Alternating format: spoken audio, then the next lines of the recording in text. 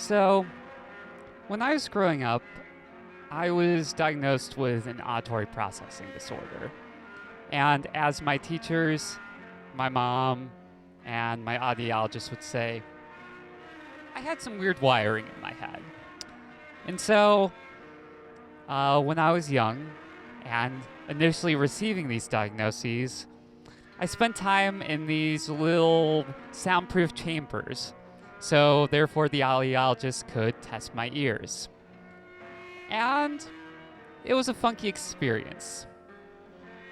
They would pump this distorted classical music, much like you're listening to now, through each of my ears to go ahead and test if I was hearing correctly. And in terms of their findings, they found that I did hear a little better out my right ear over my left ear. But it wasn't the ears themselves, it was specifically the wiring. Again, the wiring was funny. And so, this had an effect on me. I could hear, but my brain liked certain frequencies better than other frequencies. And one of the frequencies it chose not to like, or at least not recognize as well, was speech. I both could not hear speech very well, and as a result, I couldn't give speech very well either back. And so, as a kid, I ended up sounding like I was speaking gibberish.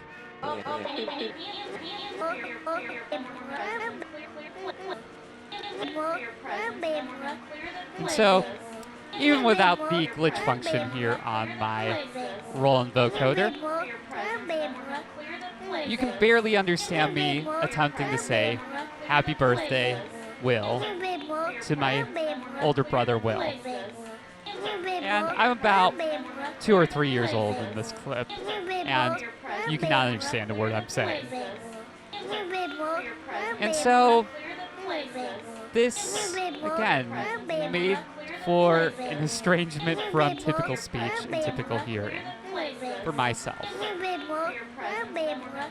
And even regardless of my thoughts on gender growing up and so forth, just the fact of speech itself as this whole other weird thing that is pulling me at the strings I didn't have control over, or at least felt I didn't have control over, certainly did something. But like playing with gender, we can also kind of play with age with these little technologies, with my little vocal pedals here and so forth. And so, we can kind of almost meet my younger self at the same age. So, we bring myself up in pitch, and I start to sound younger, and my younger self starts to sound older. Almost to the extremes in which, weirdly, this little kid that can barely pronounce words sounds older than me. Not that maturity is purely in pitch and voice alone, but it is certainly a flavor of voice that does something for people.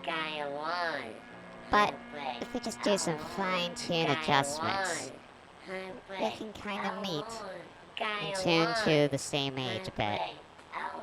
And we get there.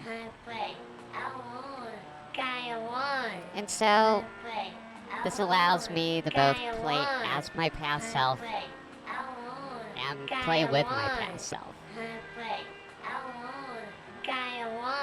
And I think it means something to me in the fact that past self here and current self can be playful with words in a way that we didn't think we could as a kid. Or the kid couldn't think that she could do, or even sometimes I couldn't think I would do. But now they can kind of just drip out of your mouth, and you can just play. Including playing with myself at a recital when I was younger, playing piano, in terms of doing funky things.